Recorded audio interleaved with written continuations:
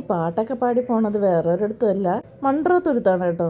കുറേ നാളുകൊണ്ടുള്ള ഒരു ആഗ്രഹമാണ്. ഇന്ന് വരെ ഇവിടെ വരാൻ പറ്റിയിട്ടില്ല. പക്ഷെ വന്നപ്പോഴേ വൈബ് പാട്ടൊക്കെ പാടി ആ വൈബ് സ്ഥലം എൻജോയ് ചെയ്യണം അമ്മ. ഇതാ ഫസ്റ്റ് ടിക്കറ്റ് കൗണ്ടറിൽ നിന്ന് തുടങ്ങാം.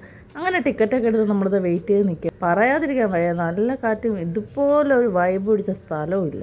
ഇതാ ഈ കാണുന്ന ബോട്ടിലാണ് നമ്മൾ പോകുന്നത്. കുറച്ച് നേരം വെയിറ്റ് ചെയ്യേണ്ടി വരും. നമ്മുടെ ടോക്കൺ 40 ആ സമയം കൊണ്ട് നമ്മൾ കുറച്ച് ഫോട്ടോഷൂട്ടൊക്കെ എടുക്കാമെന്ന് വിചാരിച്ചു. ഫോട്ടോഷൂട്ടൊക്കെ കഴിഞ്ഞെന്താ നമ്മൾ താഴോട്ട് ഇറങ്ങിക്കണം. നല്ല ഓളം ഉണ്ടായിരുന്നു, അതുപോലെ തന്നെ തിരയുള്ള വെള്ളമായിരുന്നു. കാരണം നമ്മുടെ ടിക്കറ്റ് എത്തി. നമ്മളിതാ ആദ്യം ബോട്ടിൽ കയറാൻ വേണ്ടിയിട്ട് പോവുകയാണ്. ലൈൻ വെച്ചിട്ടാണ് നമ്മൾ കയറുന്നത്. കണ്ടില്ലേ, എല്ലാവരും ഭയങ്കര ഹാപ്പിയിലാണ് കേട്ടോ.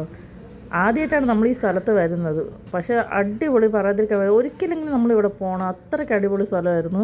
നിൽക്കുന്ന ആളുകൾക്ക് ബോട്ട് കാത്ത് നിൽക്കുകയാണ് കേട്ടോ തിരിച്ചു പോകാനായിട്ട്. അവർ കുറേ നേരമായിട്ട് ഇവിടെ എൻജോയ് ചെയ്തിട്ട് തിരിച്ചു പോകാൻ നിൽക്കുന്നവരാണ്. നമ്മളിതാ വന്നിറങ്ങി വെള്ളത്തിലിറങ്ങി.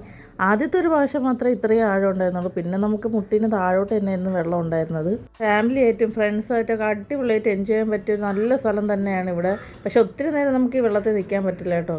കാരണം എന്താ, കണ്ടില്ലേ, നല്ല വെള്ളമൊന്നുമല്ല, കുറച്ച് കലങ്ങൽ വെള്ളമാണ്.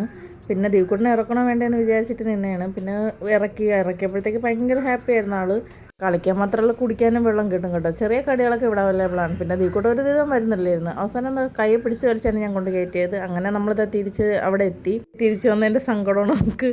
അതെല്ലാം കഴിഞ്ഞതിന് ശേഷം നമ്മളിതേ അവിടെ നിന്ന് ഇറങ്ങി. പിള്ളേർക്ക് കളിക്കാനുള്ളതുണ്ടായിരുന്നു. എൻ്റെ കുറിപ്പ് ഇതേ വരുന്നുണ്ടായിരുന്നു. കുറച്ച് നേരം അവിടെ നിന്ന് കളിച്ചതിന് ശേഷം നേരെ വീട്ടിലേക്ക്. അപ്പോൾ ഇന്നത്തേക്ക് ഇത്രയേ ഉള്ളൂ. ബായ്.